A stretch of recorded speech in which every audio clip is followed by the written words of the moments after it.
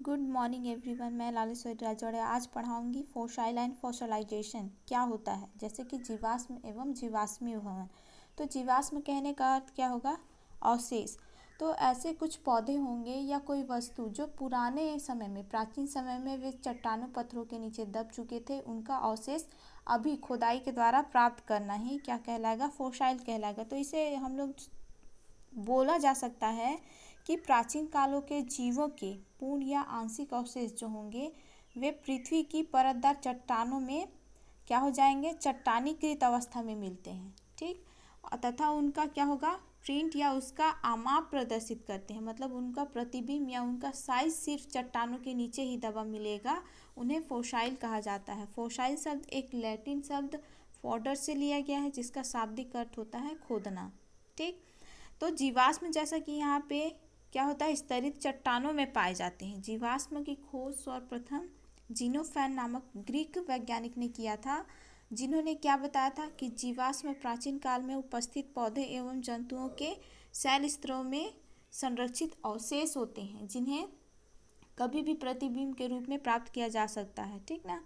फिर उसके बाद देखेंगे सर चार्ल्स लायल ने जीवाश्मों को किन प्रकार से परिभाषित किया। तो उन्होंने बताया था जीवाश्म किसी पौधे या जंतु के वे चिन्ह हैं जो कि प्राकृतिक कारणों द्वारा प्राकृतिक चट्टानों में अवशेष के रूप में संचित रहते हैं। ठीक ना। लेकिन आजकल जो सजीव होंगे को पत्थरीकृत यानी कि चट्टानों के नीचे रख दिया जाए तो वे क्या हो जाएंगे? फोसाइल कहलाते हैं। ठीक ना। जो कार्बोकृत प्राकृतिक होंगे पृथ्वी के पेट्रोलियम जैसे संग्रह का तरल जीवाश्म कहलाते हैं। हम लोग जैसे देखे हैं प्राकृतिक रूप से जो पेट्रोल प्राप्त होता है वे क्या होंगे? प्राकृतिक। यहाँ पे क्या कहलाएंगे? कार्बनिक प्राकृतिक के कहलाएंगे, जो तरल माध्यम में हमको आज प्राप्त होते हैं। ये भी लाखों वर्ष पुराने या प्राचीन काल में ही क्या होते हैं? ये अवशेषों के सड़ गल जाने के कारण ही उत्पन्न होते हैं। ठीक ना। अब देखेंगे हम लोग यहाँ पे फोसिलाइजेशन। तो जीवाश्म बनने की घटनाओं व क्रियाओं को एक साथ जीवाश्मीकरण कहते हैं। किसको? जीवाश्म बनने की घटनाओं व क्रियाओं को एक साथ जीवाश्मीकरण कहते हैं। जैसे कि बताया गया है किसी जीव के दो जीवाश्म, ठीक ना, या दो जीवाश्म का अभिलेख यानी कि उनका क्या होगा? संग्रह। ठीक। संग्रह क्या होगा? प्लांट बॉडी का जहाँ पे एक्सटर्नल संरचनाओं को संग्रहित करके रखा जाता है, वहाँ पे इनको क्या किया जाता है? परिलक्षण किया जाता है, यानी कि उनका स्टडी किया जाता है। फिर उसके पश्चात क्या किया जाता है? विभिन्न अध्ययनों के कारण जहाँ पे पूरी प्लांट का स्टडी किया जाता है, दो एक ही प्रकार के पौधे का, तो उनका वहाँ पे क्या होगा? आइडेंटिफाई करने के पश्चात उनको क्या कर दिया जाता है? पूर्ण रूप से जहाँ पे संग्रहालय है, जहाँ पे प्लांट की बॉडी को संग्रह करके रखा जाता है, वहाँ पे सुरक्षित रखा जाता है। उसके पश्चात उनकी जैसे कोमल जो टिश्यू होते हैं, जैसे पत्ती वाला भाग अगर होगा तो उन्हें कोमल टिश्यू के अंतर्गत ले लेंगे ना। तो कोमल टिश्यू अच्छी तरह से क्या हो जाएगा? परिरक्षित नहीं हो पाता, क्योंकि वे क्या हो जाएंगे? ऑटोमेटिक वे सड़ जाएंगे, या तो फिर क्या हो जाएगा? वे पूर्ण रूप से सिकुड़ जाएंगे, जिससे उनका आइडेंटिफाई करना नामुमकिन रहता है। ठीक ना। फिर इसके बाद हम लोग देखेंगे इसमें कि इनका प्रोसेस ऑफ फॉसिलाइजेशन क्या होगा, जीवाश्म निर्माण की विधि। तो इसमें बताया गया है जीवाश्मों का निर्माण स्तरित व एवं अवसादी चट्टानों के निर्माण के साथ ही प्रारंभ किया जाता है। जैसे कि दलदली भूमि तथा चारों ओर भूमि से घिरी झीलों में भी पौधों के नष्ट हुए भाग गिरने के पश्चात क्या हो जाते हैं? वे रेत के अवसादों की परतों के द्वारा ढकते जाते हैं। ठीक ना। जैसे वे रेत में कंटिन्यूअसली कई परत के बाद ढक जाते हैं, ढकने के बाद उनको क्या किया जाता है? बहुत टाइम के पश्चात वे क्या हो जाते हैं? उनका जीवाश्म प्राप्त होता है, वे जीवाश्म में प्राप्त हो जाएंगे। हो सकता है दलदली भूमि में जो उत्पन्न पौधे होंगे उनके टहनियाँ रेल अवसादी सेलों के नीचे दब गई हों, या उनकी पत्तियाँ या उनके पूरे पौधे वहाँ दब गए हों, तो उनके जो क्या होंगे? जीवाश्म जो होंगे वे क्या होंगे? काफ़ी टाइम के पश्चात ही वे क्या हो जाएंगे? जीवाश्म के रूप में हमको परिवर्तित दिखाई देते हैं।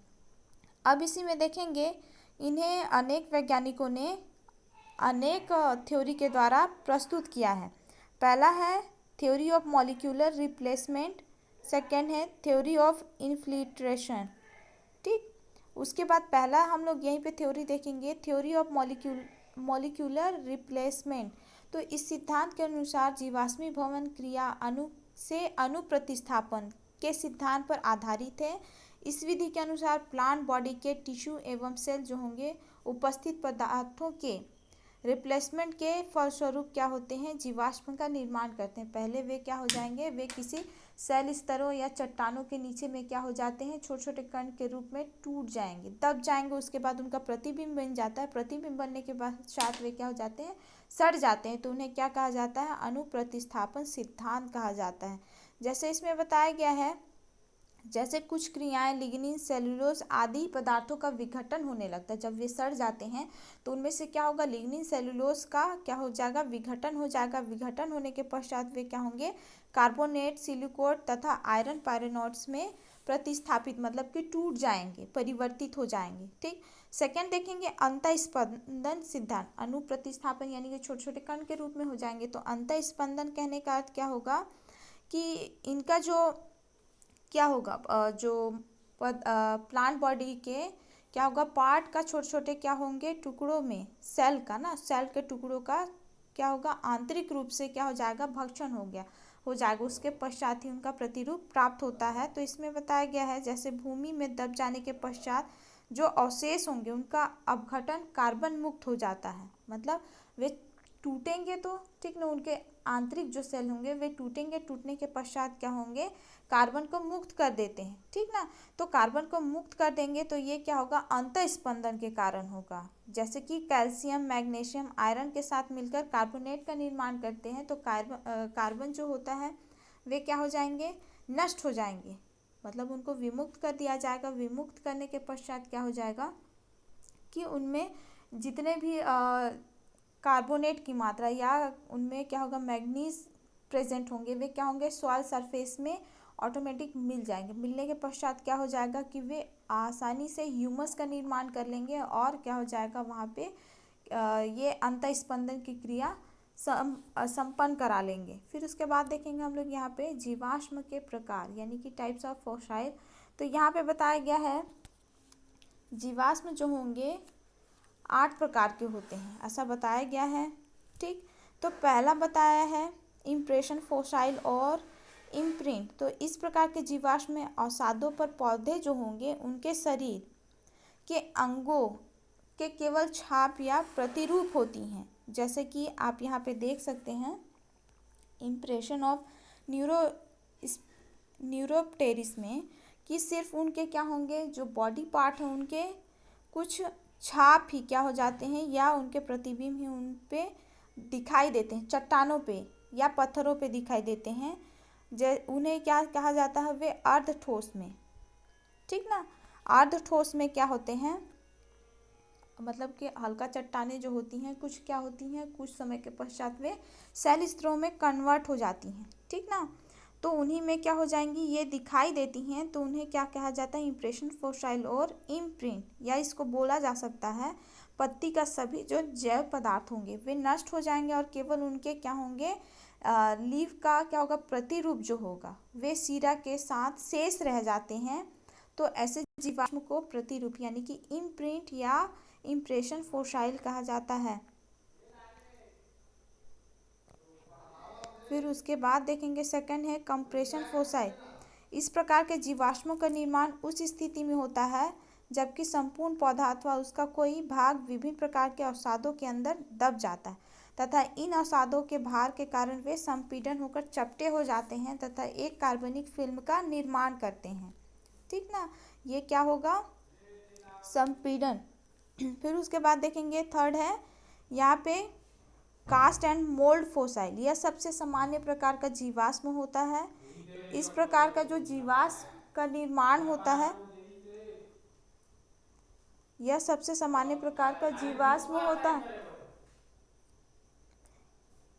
यह सबसे सामान्य प्रकार का क्या होता है, फोसाइल होता है, जिसमें जीवाश्मों का उस समय निर्माण होता है या उन जो पौधे के दलदली जगहों के पौधे के रूट जो होते हैं वहाँ पे अवशेष के रूप में प्राप्त होते हैं, तो उनके सिर्फ ढांचे प्राप्त होते हैं, तो उन्हें ढांचा या कास्ट या मोल्ड फोसाइल कहा जाता है। ठीक, उसके बाद देखेंगे फोर्थ है यहाँ पे पेट्रिफिकेशन फोसाइल। तो पेट्रिफिकेशन जो होंगे वे क्या होंगे, पत्थर में परिवर्तित हो जाएंगे। मतलब पेट्रिफिकेशन के अंतर्गत पौधे का जो पार्ट होगा वे क्या हो जाते हैं, पत्थर में परिवर्तित हो जाते हैं। ठीक ना, उसे पेट्रीफाइड हो जाना तथा उसके पश्चात वे क्या हो जाते हैं, कठोर पत्थर का निर्माण कर लेते हैं। तो ये कहलाएगा आपका पेट्रिफिकेशन फोसाइल। उसके बाद देखेंगे हम लोग यहाँ पे अम्बेर फोसाइल। तो अम्बेर फोसाइल कहने का अर्थ क्या होगा, प्राचीन काल में उपस्थित कॉनिफेरस या पाइनस जो वृक्ष होंगे के द्वारा स्रावित जो गोंद या राल के जो वन थे वहाँ की भूमि में एकत्रित हो गया था। तो इस प्रकार से जो राल में अनेक छोटे छोटे क्या थे, पौधे परिरक्षित हो गए थे, उनका जीवाश्मीकरण के उपरांत क्या हुआ था, जीवाश्म में कन्वर्ट हो गए थे। इस प्रकार से अम्बेर फोसाइल कहा जाता है। कहने का अर्थ क्या होगा, प्राचीन काल में जो उपस्थित कॉनिफेरस प्लांट हैं, कॉनिफेरस कहने का अर्थ क्या होगा, जिम्नोस्पर्म के अंतर्गत जो पाइनस की स्पीसीज हैं उनके द्वारा स्रावित जो गोंद हैं वे राल के वनों में, राल जो होंगे वे पाइनस की ही कुछ वैरायटी हैं जो वहाँ पे सिर्फ पाइनस की स्पीसीज पाई जाती, तो उन्हें राल का वन कहा जाता है। जो क्या करेंगे, राल को अनेक छोटे छोटे पौधे में परिरक्षित हो जाते हैं तथा उनका क्या करते हैं, वहाँ पे जीवाश्मीकरण करते हैं। ठीक, जीवाश्मीकरण करने के पश्चात उनमें क्या हो जाएगा, वे क्या हो जाएंगे, पूर्ण रूप से या तो कठोर हो जाएंगे, दब जाएंगे भूमि में, उसके पश्चात कठोर हो जाएंगे, तो ये अम्बेर फोसाइल कहलाता है। उसके बाद देखेंगे छठवां है कॉल बाल। तो जैसा कि कॉल बाल कहने से अर्थ क्या होगा कि कोयले के समान परिवर्तित हो जाना या कोयले का निर्माण करना। तो यहाँ पे क्या होता है, कोयला एक प्रकार का जटिल क्या होता है, कंप्रेशन फोसाइल है, जिसमें प्लांट शरीर क्या हो जाएगा, सतत दबाव तथा संपीड़न के कारण दब जाने से अनियमित एवं विकृत हो जाते हैं। पूरी प्लांट बॉडी का भूमि के नीचे पूर्ण रूप से क्या हो जाएगा, तत्कालिक रूप से दब जाना या संपीड़न होना। ठीक, उसके पश्चात क्या होगा, वे अनेक प्लांट टिश्यू जो होंगे छोटे छोटे अवयव के रूप में टूट जाते हैं। टूटने के पश्चात क्या हो जाता है, वे अनियमित आकार का क्या कर लेते हैं, एक ठोस पदार्थ का निर्माण कर लेते हैं। ठीक, तो उन्हें कोल बाल कहा जाता है, जिनका आकार आप देख सकते हो यहाँ पे अनियमित आकार का होता है, जिन्हें आज प्राप्त किया जाता है किसके रूप में, ईंधन के रूप में। सातवां देखेंगे इनक्रस्टेशन फोसाइल। तो इनक्रस्टेशन फोसाइल कहने का अर्थ क्या होगा, ऐसे जीवाश्म उन गर्म झरनों में पाए जाते हैं जिनके पानी में खनिज पदार्थ की जो मात्रा होगी वे अधिक होती है। जैसे कि आप लोग देखे होंगे झरने का पानी।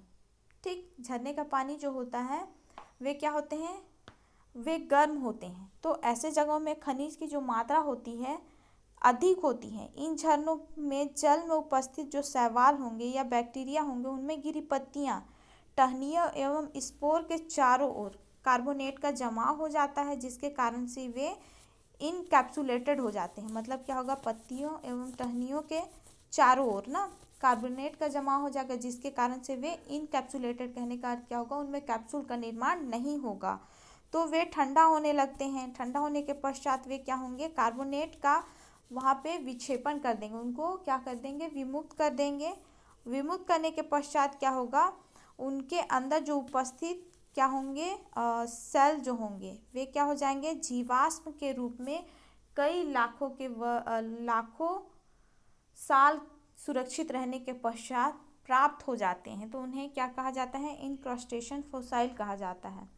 उसके बाद देखेंगे हम लोग यहाँ पे आठवां है स्यूडोफोसाइल। तो कभी कभी कुछ जो खनिज कण होंगे अपने निर्माण तथा क्रिस्टलीकरण के दौरान शैवालों के अंदर एक प्रकार की आकृति लेते हुए परिरक्षित हो जाते हैं, जिसे देखने पर ऐसा प्रतीत होता है कि वे पौधे या जंतुओं के अवशेष हैं। अतः वास्तविक रूप से वे जीवाश्म नहीं होते हैं, क्योंकि इनके जो प्लांट या एनिमल के अवशेष होंगे वे सिर्फ एक क्या होंगे, जीवाश्म के भांति दिखाई देते हैं, लेकिन वे होते नहीं हैं, वे झूठे जीवाश्म होते हैं। उनकी आकृति ऐसा स्पष्ट हमको दिखाई देती है बट सामने से देखने पे वे नहीं रहते हैं, तो उन्हें झूठा फोसाइल या झूठा जीवाश्म कहा जाता है। अब इसी में हम लोग देखेंगे आगे इम्पॉर्टेंस ऑफ फोसाइल। तो जीवाश्म व्यतीत के प्राचीन अवशेष होते हैं जो कि उस काल के पौधों के लाक्षणिक विशेषता को क्या करते हैं, यहाँ पे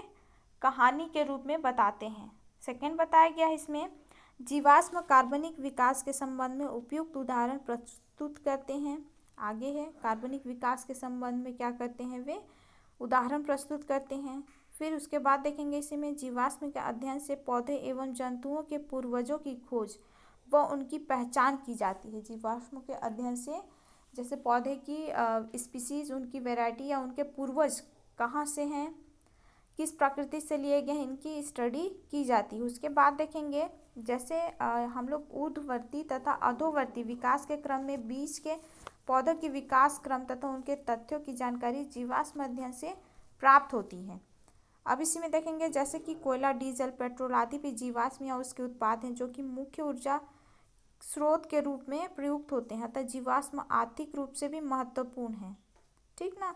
तो यहाँ पे जैसे कि क्या होगा, जीवाश्म कहने का क्या होगा, पूर्वकालिक जो पौधे हैं उनकी स्टडी करके हम ज्ञात कर सकते हैं कि इनके जीन्स वाले पौधे अभी भी मौजूद हैं या नहीं हैं, या उस काल में जो पौधे प्राप्त होते थे वे हैं या नहीं हैं, या उनसे जो प्राप्त क्या होंगे बोल सकते हो आप लोग ईंधन के समान, या बोल सकते हो कोई भी ऐसे उत्पाद जो अभी प्राप्त हो रहे हैं। ऐसे पौधे की स्टडी हम किसके अंतर्गत करते हैं, फोसाइल के अंतर्गत करते हैं। तो नेक्स्ट टॉपिक हम लोग कल स्टार्ट करेंगे। आज के लिए